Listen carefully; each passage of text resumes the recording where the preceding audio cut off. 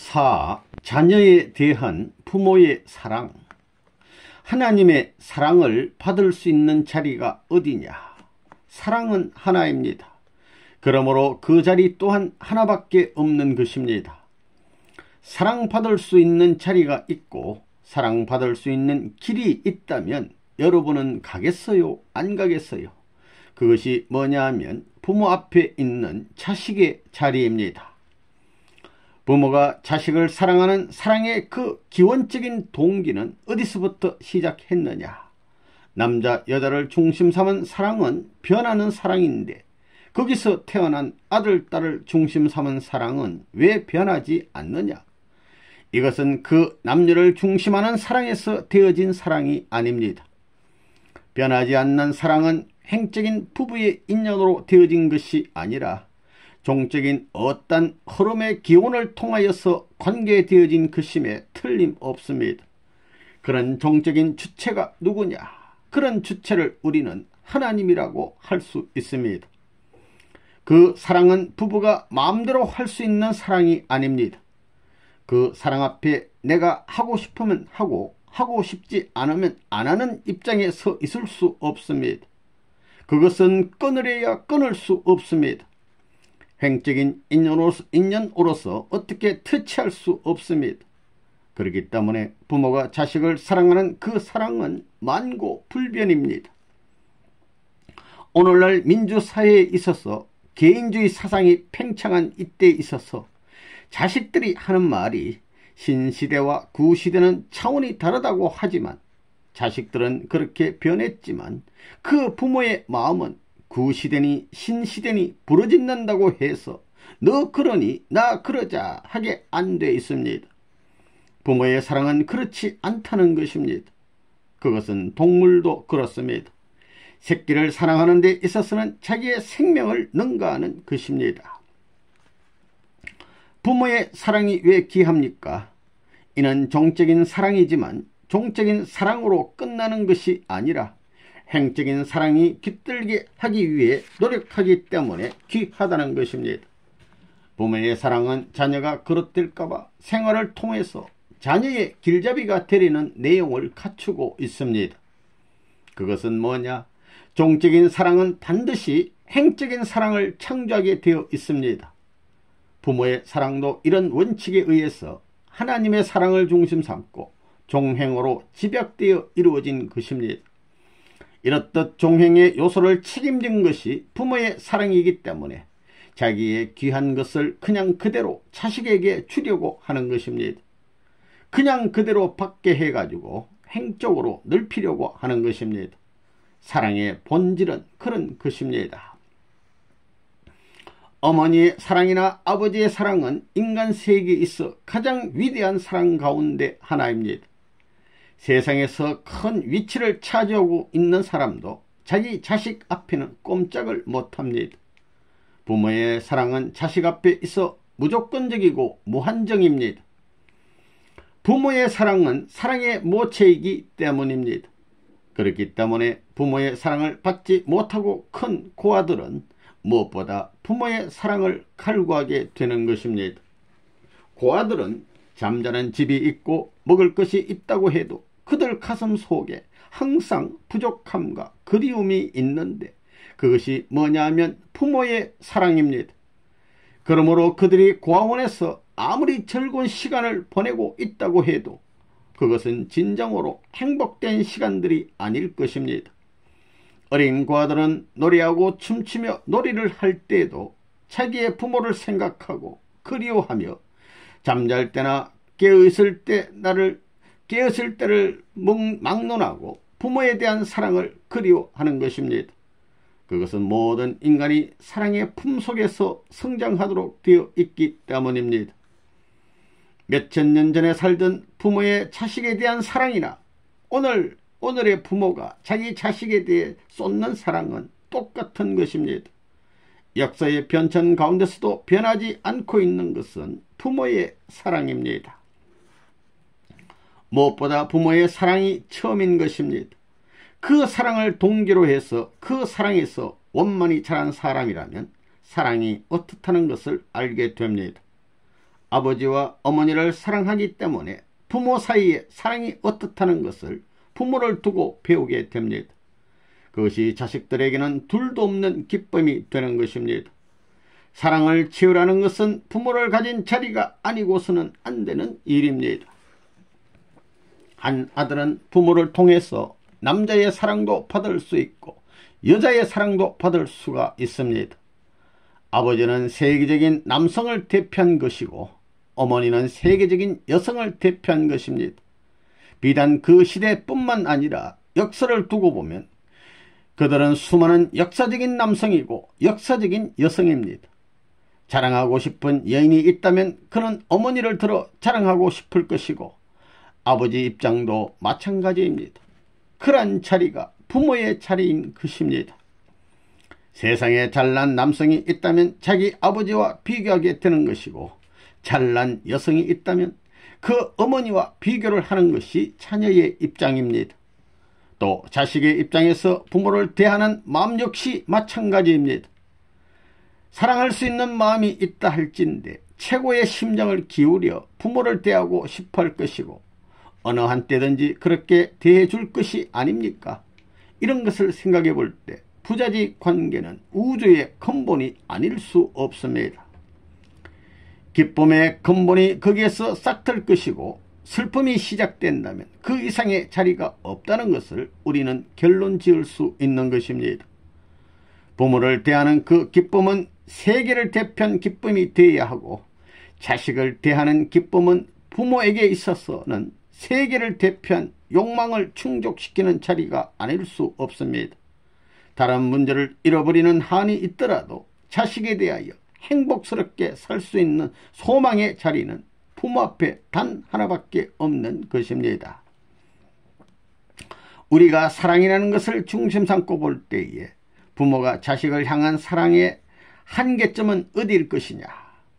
부모는 자식이 어릴 때만 사랑해 주려고 하는 것이 아니라 생애를 통해서 더 나아가 영원을 통해서 사랑하고자 하는 것입니다. 사랑함으로 말미암아 보람을 느낄 수 있으며 사랑함으로 말미암아 더욱 가치를 느낄 수 있는 부자관계가 맺어진다면 무한한 힘과 무한한 자극과 무한히 새로운 그 무엇이 그 관계권 내에서 발생한다는 것입니다. 그와 같은 인연이 갖추어지지 않은 부자관계는 어느 한때 반드시 중단되고 마는 것입니다. 여러분은 사랑하는 부모의 자녀로 태어났습니다. 부모의 사랑을 받고 길륜받아 자라온 것을 알게 됩니다. 나이가 많건 적건 부모는 그 자식을 대해서 언제나 사랑하기 마련인 것입니다. 만약 70살 난 아들이 있다 하더라도 옛날 자기가 기르던 그 기준을 가지고 언제나 자식을 바라보는 것이 부모의 마음인 것입니다.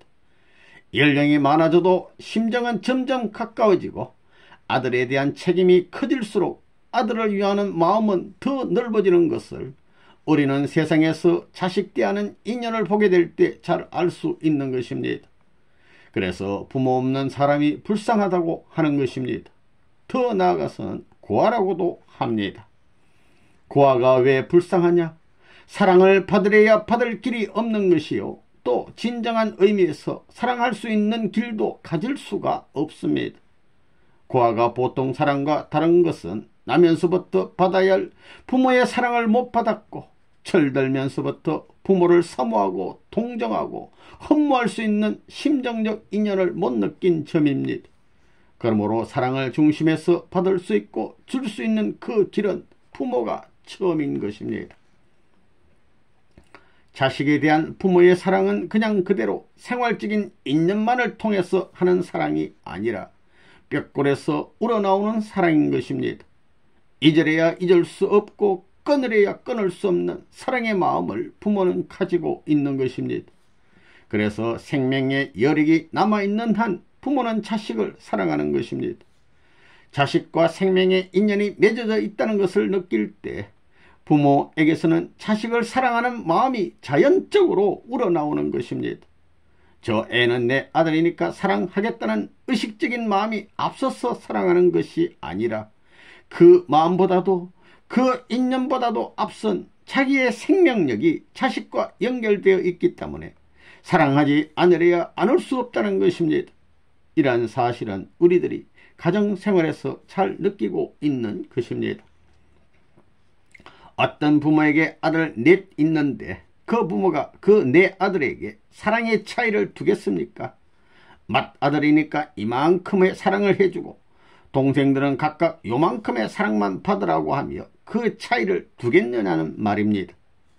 젖을 먹일 때에도 자식들에게 차이를 두고 먹이는 부모는 없습니다. 그것은 자식들에게 피와 살을 공급해 주는 것입니다. 그러니 모든 자식에게 일일이 공급해 주게 되어 있습니다. 어머니는 젖먹이가 젖을 빨아먹는 것을 보고 좋아합니다. 자식이 젖을 먹으면서 어머니의 목을 잡고 그러는 것도 아주 좋아합니다. 어머니는 자식에게 자기의 젖을 주면서도 좋아하는 것입니다. 젖을 준다고 해서 오늘까지는 얼마짜리고 내일부터는 얼마짜리다 하며 돈을 청구하는 어머니는 세상에 없습니다. 또 하나 재미있는 것이 뭐냐면 그 어머니의 얼굴은 못생겼다 해도 여자다운 데가 하나도 없이 그저 눈, 코, 입, 볼 할 것 없이 전부 못생겼다 해도 아들, 딸을 사랑하는 데는 심각합니다. 젖 먹는 아기에 대해서 사랑할 때는 누구보다도 심각하다는 것입니다. 자기의 아기를 사랑하는 데 있어서 누구한테 질 것 같습니까? 안 진다는 것입니다.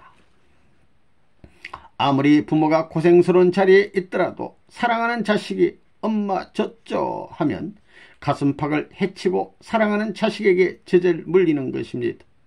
사실 자식은 부모가 고생스럽게 젖꼭지를 물고 빨고 있으니 도둑질하는 것과 마찬가지지만 그 부모는 자식이 젖 먹는 것만 봐도 좋다는 것이다. 왜 그러냐? 사랑이 있기 때문이다. 참사랑에는 모든 것이 좋다. 참사랑권에 들어있는 것은 마치 태풍권에 들어있어 그 태풍의 치리를 받는 것과 같다. 부모가 사랑하는 자식을 위해 뼈골이 녹아나도록 고생을 하지만 힘든 줄을 모르는 것입니다. 왜? 사랑하기 때문입니다. 자기의 피살을 깎아주고 그 값어치가 얼마인지 장부에 치부해 둡니까? 안 하지요. 오히려 몽땅 주지 못해서 안타까워하는 것입니다. 여기 아주머니들도 그렇지요. 아이에게 젖을 먹이는데 먹지 않으면 왜 안 먹느냐고 안타까워합니다. 그것이 사실은 호수를 갖다 대고 자기의 피와 살을 뽑아가는 것이 아닙니까? 어떻게 보면 도둑 중에서 최고의 도둑이 아니에요. 그래도 어머니는 아이가 젖을 안 먹으면 안타까워하는 것입니다. 왜 그렇게도 좋아하느냐? 사랑의 법도이기 때문입니다. 어머니의 젖가슴을 파고드는 아기들을 볼 때 부모는 사랑을 중심 삼아서 사랑을 촉감하고 또 그 아기를 품음으로 말미암아 자기의 행복보다도 천지가 평화의 경지에 들어가기 때문에 전체의 분위기가 좋은 자리에서 싹튼다는 것을 느끼게 됩니다. 그러므로 그 아기가 아무리 걱정스러워도 어서 해라 할 수 있는 아량의 마음이 있는 것입니다. 그렇기 때문에 부모는 자식을 무한히 사랑할 수 있다는 것입니다. 어떤 면에서 보면 그 아기가 호수를 갖다 대고 피살을 빨아가는 원수라는 것입니다. 그러나 그렇게 생각하는 사람은 없는 것입니다. 그것은 무엇이냐 하면 어머니로서의 새로운 소망의 작업, 남편에 대한 새로운 작업, 그 아기로 말미암아 찾아지는 새로운 것들이 많다는 것입니다. 그러한 때는 통하는 그 무엇이 있습니다. 그 경지는 누가 좌지우지 할 수 없는 것입니다.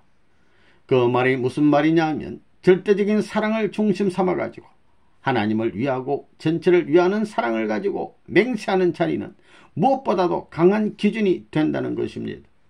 그 기준에 서지 않고 말로 듣고 보고 약속을 해 가지고는 안 됩니다. 언제든지 변할 수 있는 것입니다.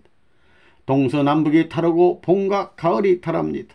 봄에 심은 것이 가을 절기에 가서도 그 생명의 인연을 그냥 그대로 이어받아 가지고 정상적인 생명을 중심 삼아서 완전히 일치될 수 있는 생명의 씨로 남아지게 될 때는 추나 추동을 포괄할 수 있는 기준을 가질 수 있으되 그것이 결여되게 될 때는 전부 분산되어 버리고 마는 것입니다. 자식을 많이 키워본 부모는 무엇인지 모르게 사랑의 심정이 넓고 큰 것을 우리는 엿볼 수 있는 거예요. 자식을 많이 기르는 사람은 악한 원수를 칠 수 없다는 것을 스스로 느낄 줄 아는 사람이 되는 것입니다.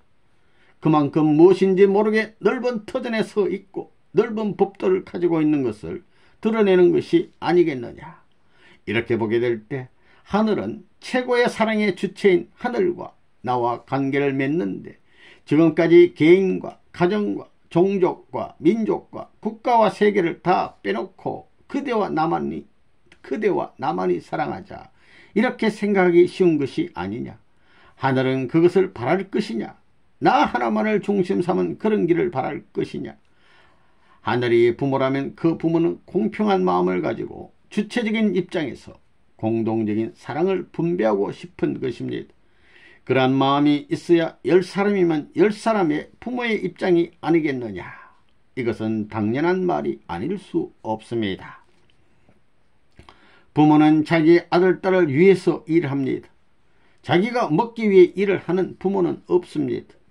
자식이 많은 부모가 농촌에서 혹은 노동판에서 힘든 일을 하는 것, 가난하지만 지게를 짊어지고 김을 메고 밭고랑 혹은 논에서 호미질을 하는 것은 천년만년 자식의 행복을 위한 것입니다. 부모의 이마에서 흐르는 수고의 땀방울은 자기를 위한 것이 아닙니다. 그 땀의 결실이 자식을 사랑하는 마음과 더불어 엉키게 되면 거기에는 새로운 창조 역사가 벌어지는 것입니다. 아무리 밭에서 김을 메고 노동판에서 지게질을 해도 그의 발걸음에는 새로운 역사가 깃들어 있는 것입니다. 얘 아무개야 고생한 것 좀 알고 말하자 하고 말하지 않습니다. 내가 너를 찾기 위해 이렇게 눈물을 흘렸으니까 너도 한번 흘려보고 만나자. 그러지 않습니다. 그런 것을 다 초월하는 것입니다. 이것을 통일화시키고 하나로 규율시키는 문제가 있다면 그것은 오로지 부모가 자식을 사랑하는 마음, 자식이 부모를 사랑하는 마음의 힘만이 해결할 수 있습니다. 그것은 부정할 수 없는 것입니다. 인간이 검력을 가지고 인력을 가지고 다 해봤지만 미흡했다는 것입니다. 이런 처절한 절망의 벽에 부딪힌 운명을 바라보는 우리에게 있어서 이 문제를 극복할 수 있는 하나의 방안이 있다면 무엇이냐? 너하고 나하고 말해보자 하는 사연 가지고는 안 될 것입니다. 아내가 있어서 사랑했다 할진대는 그 아내의 사랑만으로 끝나는 것이 아닙니다. 아내를 사랑하는 내용을 가지고 있다면 아내의 사랑을 한 그 사랑의 내용을 플러스 시켜가지고 자식이면 자식을 사랑하고 싶은 마음이 있을 것이 아니냐. 또 자식을 사랑하는 마음이 있으면 그 자식을 사랑하는 마음이 아내를 사랑하는 마음보다도 낮은 자리에서 사랑하고 싶을 것이냐. 그렇지 않을 것입니다. 사랑하는 자식이기 때문에 사랑하는 아내에게 사랑을 느꼈던 자극적인 본질을 넘어서 더 가중시켜가지고 새로운 면에서 자식을 위하고 사랑하고 싶은 것입니다. 사랑하는 데 있어서는 과거에 아내를 사랑하던 진지한 입장보다 덜한 자리가 아닙니다. 더 진지한 자리와 더 깊은 자리에서 보다 더 가치적인 사랑의 내용을 추구하면서 사랑하고 싶은 욕망이 있다 하게 될 때는 그러한 길로 갈 것을 다짐할 것이 아니냐. 세상에서도 환갑이 넘어 낳은 아들, 즉 만덕자인 7대 독자가 죽는다고 생각하면 절망 중에 절망일 것입니다.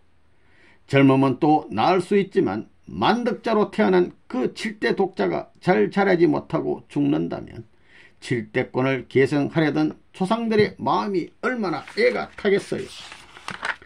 조상들은 자기 후손, 자기 핏줄을 통해서 세계 없는 만복을 받고 싶어합니다. 그러니 자식이 죽는다면 그 부모는 따라 죽고 싶을 것입니다. 그런데 아담은 7대 독자가 아닌 영원한 독자입니다. 하나밖에 없는 아담을 중심 삼아 가정을 이루게 하여 천지의 대업을 세우려 하셨는데 그 아담이 죽었으니 하나님의 마음이 어떠했겠습니까? 이렇게 일이 틀어졌을 때 어떻게 했겠어요? 내가 결혼하고 싶은데도 결혼 못할 때의 그 안타까움이 비교되겠어요? 부모는 천년 만년 같이 살고 싶은데 7대 독자가 지금 몹쓸병에 걸려 목숨이 경각에 달려 있다고 한다면 그 부모의 심정이 어떠하겠어요? 여러분의 아들딸이 지금 숨이 넘어가고 있다고 한번 상상해 보십시오. 그렇다면 부모가 소리치겠어요? 안 치겠어요? 그 부모는 죽어가는 자식을 살릴 수 있는 방법이 있다면 체면과 위신을 다 버리고 그 방법을 쓸 것입니다. 어떤 원수가 있어 그의 영원한 종이 되는 한이 있더라도 자기의 아들딸을 살릴 수 있다면 부모는 그렇게 할 것입니다. 그것이 이해가 됩니까?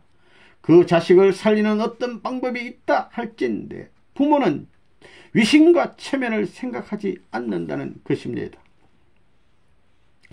남편이 죽음의 경각에 놓였다가 다시 살아난다면 그 아내는 살아난 남편을 전보다도 1000만 배 더 귀하게 여길 것입니다. 뿐만 아니라 사랑하는 자녀가 죽었는데 다시 살아날 가능성이 있다면 그 부모는 자녀를 살리기 위하여 자기의 죽음도 불사할 것입니다. 그 부모에게는 죽었던 자식이 다시 살아나서 만나는 기쁨과 자기 자신이 희생되는 비통함을 견뎌보게 될 때 자기 자신이 희생되는 것보다 자식이 살아와서 만나는 기쁨이 더 강하다는 것입니다. 이런 힘은 오로지 사랑이 내포된 자리에서만 성립되는 것입니다. 여러분은 일상생활을 통하여 이러한 것을 흔히 보고 느꼈을 것입니다. 오늘날 우리의 이념을 아는 사람은 아들과 며느리가 서로 사랑하는 것을 기뻐하고 찬양해야 합니다. 자기 아들을 며느리가 좋아하면 춤을 추며 기뻐해야 할 텐데 왜 시기하고 질투하느냐 말입니다. 아들이 태어난 날의 기쁨 가운데에는 아들에 대한 사랑이 있지만 그 사랑 가운데는 며느리에 대한 사랑도 있다는 것입니다. 둘이 옹기종기 사랑하고 좋아하는 것을 볼 때 그것을 하나님의 입장에서 말하면 하나님이 아담, 해와가 서로 좋아하는 것을 보시고 야야 통행에 방해된다 비켜라 하고 싫어하시겠습니까? 고속도로 상이라 하더라도 아무리 교통방해를 해도 좋다 하시면서 하나님 자신이 비켜가게 되어 있지 밀치고 가게 되어 있지 않다는 것입니다. 온 인류가 찾아가야 할 최후의 참사랑의 정착지, 다시 말해서 하나님의 참사랑의 표준점을 우리는 어디서 찾아낼 수 있을까요? 새로운 부모의 사랑, 이것이 바로 인류가 찾아가야 할 최후의 사랑의 정착지가 아닐 수 없습니다. 참부모의 사랑, 이것으로 말미암아 인간은 비로소 영원 불변하고 절대적인 참사랑의 표준점을 찾을 수 있는 것입니다. 여기서부터 인간적인 사랑이 차원 높은 사랑으로 승화되어 갈 수 있으며 하늘의 참사랑과 연결될 수 있을 것이라고 저는 생각합니다. 5. 자식은 부모의 사랑을 받아야 한다. 자식으로 태어났으면 부모의 사랑을 100% 받아야 됩니다. 그렇지 않으면 불만이 생기는 것입니다. 여러분도 그렇잖아요. 부모가 자식 사랑하는 것을 가만히 보면 그 부모의 사랑 보따리를 숫자로 표시해서는 안 되지만 부모가 1000만큼의 사랑을 갖고 있으면서 자식에게 900만큼의 사랑만 주고 100만큼의 사랑은 남겨두었다고 하면 아무리 사랑을 받았다고 하더라도 자식은 사랑을 받지 않은 것처럼 생각한다는 것입니다.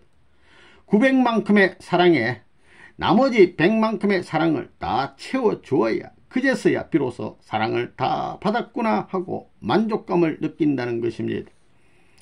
여러분이 나중에 결혼해가지고 색시나 신랑 되는 사람이 당신 날 사랑하오 하고 물었을 때 99%만 사랑하오 해서는 안 된다 이겁니다. 100% 사랑하오 해야 한다는 것입니다. 그것은 왜 그러냐면 사랑만이 전부의 인연을 맺을 수 있고 사랑만이 전체를 줄 수 있고 전체를 받을 수 있기 때문입니다.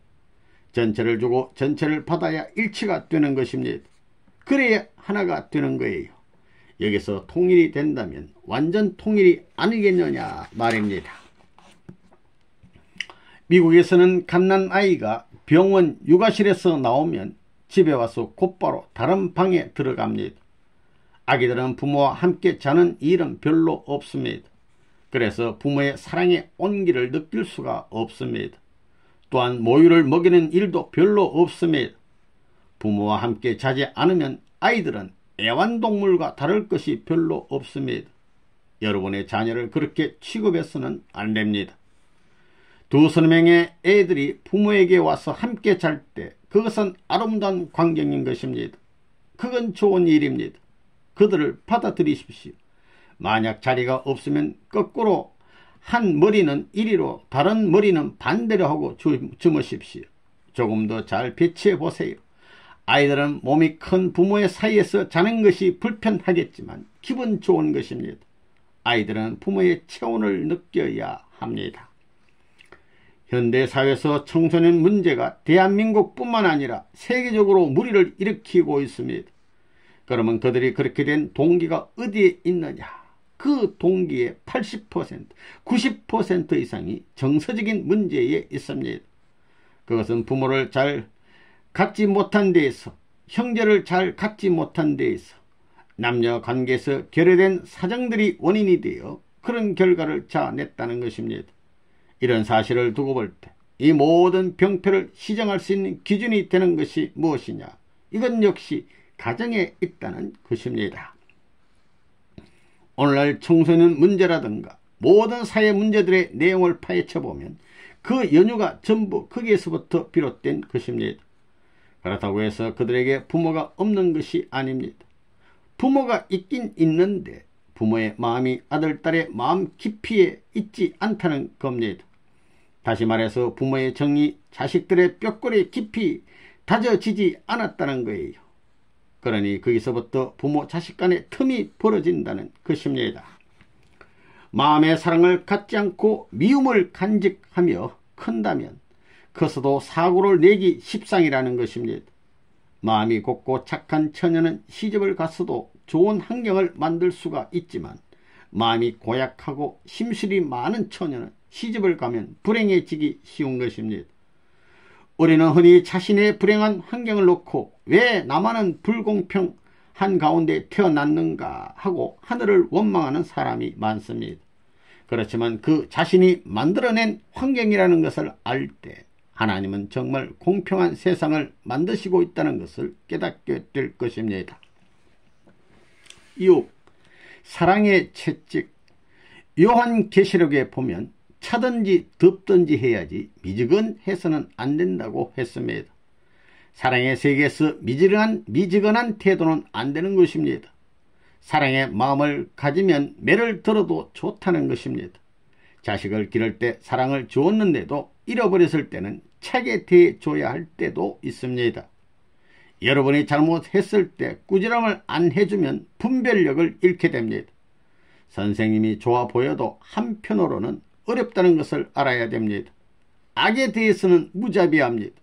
그러나 선에 대해서는 몇 천도의 용광로처럼 뜨겁습니다. 요즘 학교에서 선생이 학생을 때렸다는 이유로 감옥에 갔다는 말을 들었을 때 미국은 이제 망했구나 하는 생각을 했습니다. 자진해서 때려서라도 선한 방향으로 이끌어 달라고 해야 합니다.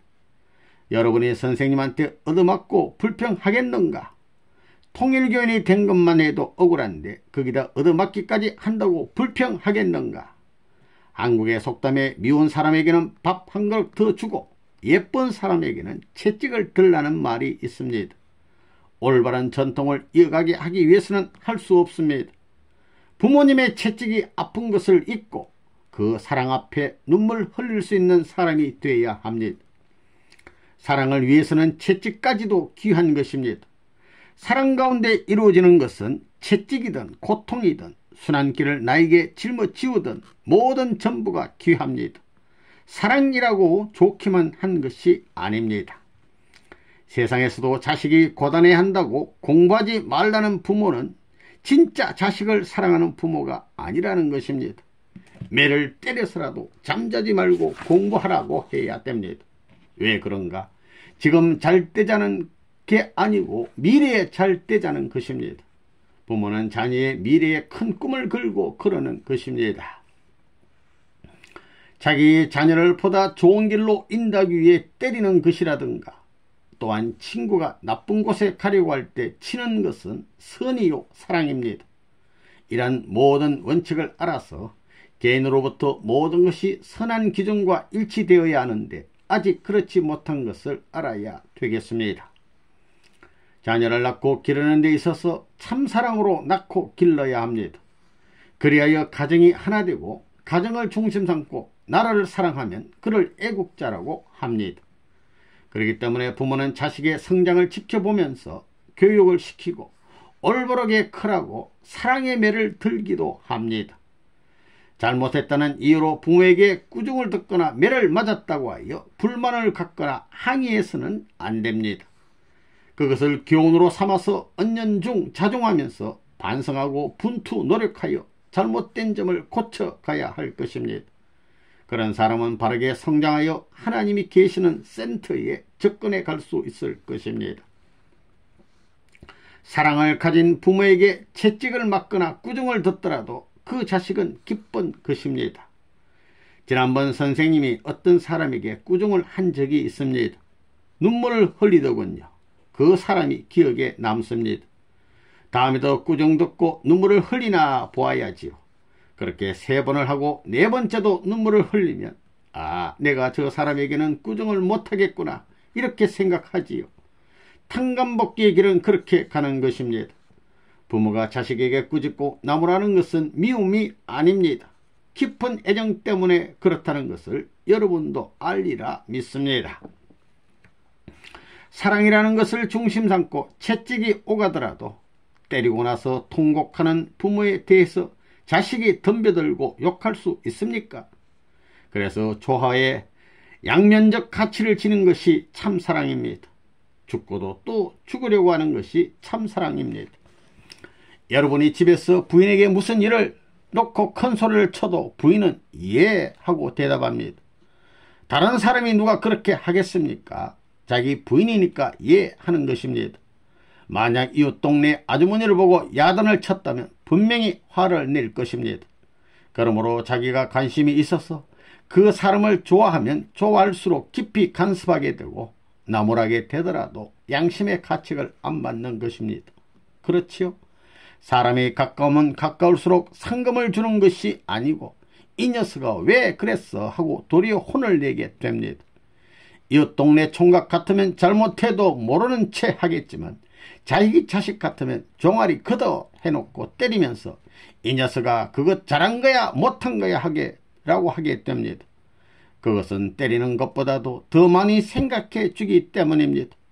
그러나 생각해 주는 것보다 더 때리면 그것은 죄입니다. 자기가 생각해 주는 것보다 더 때리면 원수가 됩니다. 원수 중에서도 큰 원수가 된다는 것입니다. 남편이 이혼을 해놓고 부인을 때리면 큰일 나지요. 그런 사람 봤어요? 그랬다가는 칼침 맞습니다. 이혼하기 전에는 부인이 남편을 천대했다고 하면서 남편이 부인을 때리면 부인이 욕먹지만 이혼을 한 다음에도 그러면 남편이 욕먹습니다.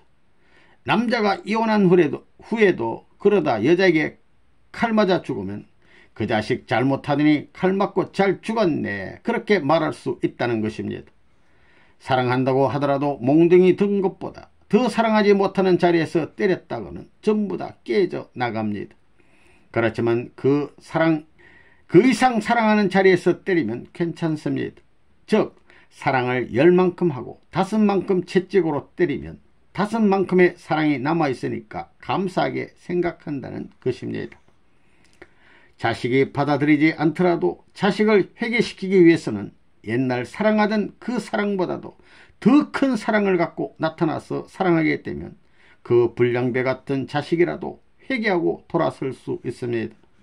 그렇지만 자식에 대해서 자기가 길러온 공을 자랑하면서 자식을 3번만 나무라면 그 자식은 보따리 싸는 것입니다. 그렇지만 그 자식에 대해서 뼈골이 녹아나는 눈물을 흘리며 더 큰 사랑을 가지고 사랑하게 될 때 그 자식은 돌아서는 것입니다.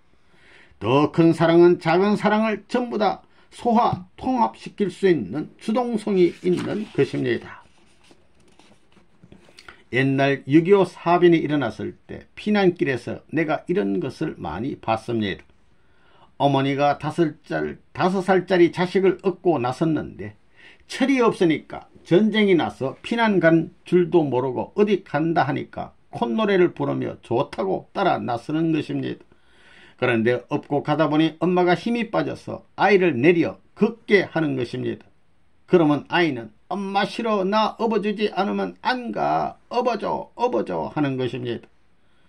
이럴 때 자식을 사랑하는 부모는 어떻게 해야 되겠습니까? 업어줘야 합니까? 업어주면 둘 다 죽게 되는 것입니다. 그러면 어떻게 해야 되겠습니까? 걸어가게 해야 되는 것입니다. 안 걷겠다고 하면 위협을 하고 뺨을 때려서라도 가게 해야 되는 것입니다. 그래서 피난처까지 가야 하는 것입니다. 여러분들이 그 부모라면 어떻게 하겠습니까? 버리고 가겠습니까? 죽이겠습니까? 아니면 강제로도 끌어서 데리고 가겠습니까? 어떤 방법이 제일 좋겠습니까? 버릴 겁니까? 그것이 다 싫으면 어떻게 할 거예요? 어떻게 해서든지 끌고 가야 됩니다. 귀를 잡아 째든가 콧구멍을 꿰서라도 끌고 가야 됩니다. 그것이 진정한 사랑입니다. 그렇게 해서 무사히 다 데려다 놓으면 자기 친구는 다 죽었는데 나만 살았다 하며 아이고 우리 어머니 감사합니다 하는 것입니다. 그런데 귀가 째진 것이 미인 얼굴에 흠이 되어서 시집 못 간다고 불평하는 갓나가 있다면 벼락을 맞아 죽어야 합니다.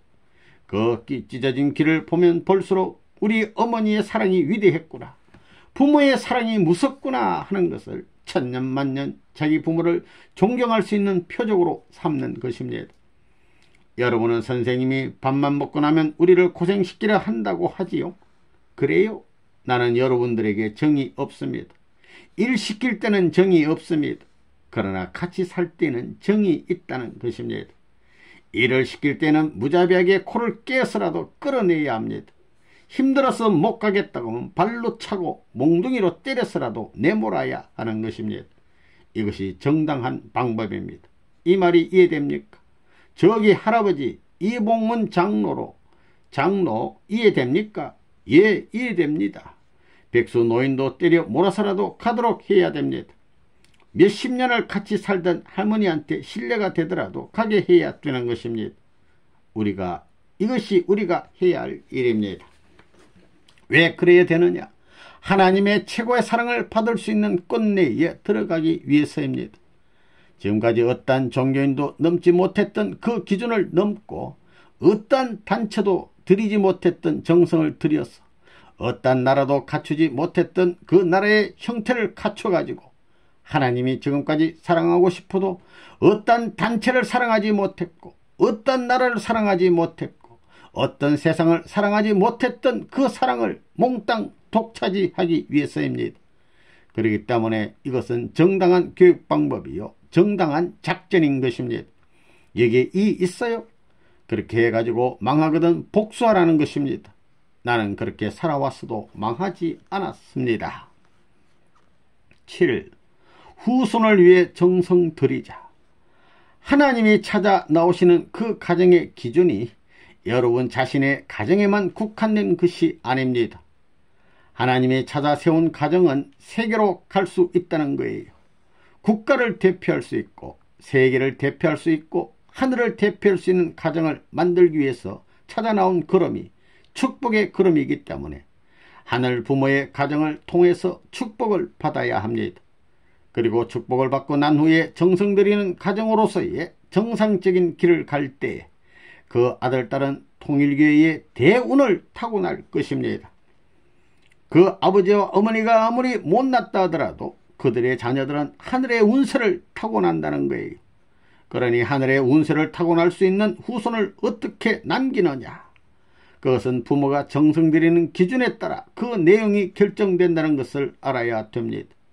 즉 나라를 위해서, 세계를 위해서, 하늘을 위해서 얼마만큼 충성했고 얼마만큼 그 마음이 간절했으며 얼마만큼 지성을 다했느냐에 따라 앞으로 태어날 후손의 운명이 좌우된다는 것을 알아야 한다는 거예요.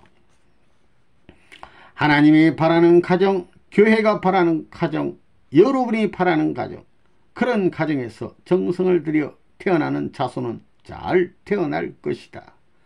부모는 지질이 고생해도 하늘의 운과 선생님의 운을 따라서 태어날 것이다. 축복 가운데 제일 좋은 것은 돈도 명예도 권력도 아니고 아들, 딸이 잘 되는 것입니다. 축복 가운데 제일 좋은 것은 아들, 딸이 하늘의 사랑을 받을 수 있도록 통하는 것입니다. 그것이 잘 태어난 것입니다. 3대가 자기 이상 점점 발전하게 되면 그게는 하늘에 있어서 한 세대를 비약할 수 있는 것입니다. 복 중에 제일 복은 돈도 권력도 아니고 자기 아들, 딸이 하늘의 사랑 가운데 있는 것입니다. 부모는 자기 후손을 위해 정성 들여야 하는 것입니다. 자기 후손들도 다 축복해주고 잘 살게 해주고 가겠다고 해야 합니다. 그런 가정은 망하지 않습니다. 그와 같은 단체가 있다면 그 단체는 망하지 않는 것입니다. 그런 단체를 책임지고 지도하는 입장에 있는 사람은 내일의 더 큰 뜻을 위해 하나님과 새로운 인연을 맺어야 됩니다. 그렇지 않고 자기 혼자 책임지겠다고 날뛰다가 실패하게 되면 하나님께 기도도 못하게 되는 것입니다. 기도하게 되겠습니까? 무슨 면목으로 기도하겠습니까? 하나님 앞에 이렇다 할 기도도 못한다는 것입니다. 부모 앞에 효자라면 자식을 낳아 그 손자를 부모 앞에 안겨드려야 합니다. 그렇다면 어떤 아들, 딸을 낳아 안겨드려야 하느냐? 자기 아버지보다 할아버지를 더 중요시할 수 있는 아들, 딸을 낳아 안겨드려야 합니다. 자기보다 더 복 받을 수 있는 아들, 딸이 태어나도록 해야 합니다. 하늘 앞에 더 가까울 수 있는 아들, 딸이 태어나도록 해야 합니다. 그래야 복귀 승리가 발전되는 것입니다. 자기보다 못한 아들, 딸이 태어나면 망할 수밖에 없는 것입니다. 여러분은 이러한 내용을 주시해야 합니다. 하나님의 심정을 유발할 수 있는 제일 좋은 방법은 정성 들이는 것이니 3대가 같은 마음을 가지고 정성을 들이면 하나님이 같이 하시어 그 후손이 결코 망하는 법이 없습니다. 어떤 사람은 내가 통일교를 위해 이만큼 일했는데 선생님이 왜 날 몰라줘 라고 하는데 그것 생각할 문제입니다. 정성을 들여 나오면 그 사람을 위해서 축복해 주는 것이 아니라 후대를 위해서 축복해 주는 것입니다. 복을 무한히 받고 식구들랑 무한히 참고 준비하면서 당대만이 아니라 수천 대를 거쳐서라도 복을 받기 위해서 참을 수 있는 교훈을 남기고 가야 합니다. 타락한 인간에게 있어서는 자기 집을 짓기 전에 교회를 짓고 자기 집을 지어야 합니다. 그래서 선생님이 내 집을 짓기 전에 교회의 땅을 잡았습니다. 그리고 후대를 위해서 살아야 하기 때문에 대학 부지를 사놓은 것입니다. 그렇다고 내가 잘 살기 위해서 사놓은 것이 아닙니다. 지금의 여러분을 위해서 하는 것이 아닙니다. 통일교를 믿고 따를 후손들을 사랑하고 있기에 학계와 정치계, 경제계, 언론계, 사상계까지 관심을 가지고 투자와 경영을 하고 있는 것임을 알아야 합니다. 여러분은 메이플라워가 뉴 잉글랜드에 도착한 것을 잘 알고 계십니다. 겨울에 도착했어요. 11월에 도착했으니 춥고 식량이 떨어져 전부 다 굶어 죽을 사태가 벌어졌지만 그들이 훌륭했던 것이 무엇이냐면 먹을 것이 없는데도 명년 농사를 위해 그 종자 씨앗을 남겨놓고 굶어 죽어갔다는 것입니다. 그런 사실을 여러분이 알고 계십니다. 그들은 미래에 있어서 하나님이 자기들의 갈 길을 열어주고 자기 민족을 통해 하나님이 소망하는 축복의 나라와 자유천국을 이루어주시길 바라는 마음이 있었기 때문에 앞으로 후손을 위해 그 종자를 남겨두지 않으면 안 된다는 마음을 가지고 죽음의 길도 기꺼이 갔다고 봅니다. 이러한 수고의 길을 취해가면서 후대를 위해 복을 빌 수 있었던 것은 그 사람들에게 오직 하나님을 사랑하는 신앙의 마음이 있었기 때문에 가능한 것입니다. 우리는 선의 행로를 개척해야 할 개척자입니다. 이러한 개척자로서 내디딘 발걸음이 거룩하기 때문에 그 가정도 거룩해야 되겠고 그 결과도 거룩해야 되겠습니다. 최후에 쓰러지는 한이 있더라도 하나의 씨로 썩어 거기에서 하나의 새싹이 돋아날 때는 산등성이 바위 틈에 선 나무가 아니라 옥토에서 자라나는 나무가 되어가지고 자기가 소망하였던 결실을 자기 일대에서 거두지 못하면 후손을 통해서라도 거두겠다는 소망을 갖고 사는 사람이 되어야겠습니다. 이런 마음을 가지고 미래의 행복을 위해 싸우는 사람은 무슨 사람입니다. 미래의 승리를 위해 스스로를 희생하고자 하는 무리는 무서운 무리입니다. 만약 그러한 민족이 있다면 그 민족이 비록 소수라 할지라도 그 민족은 미래의 21세기 혹은 30세기, 50세기에는 세계를 지배하게 된다는 것을 여러분이 알아야 되겠습니다.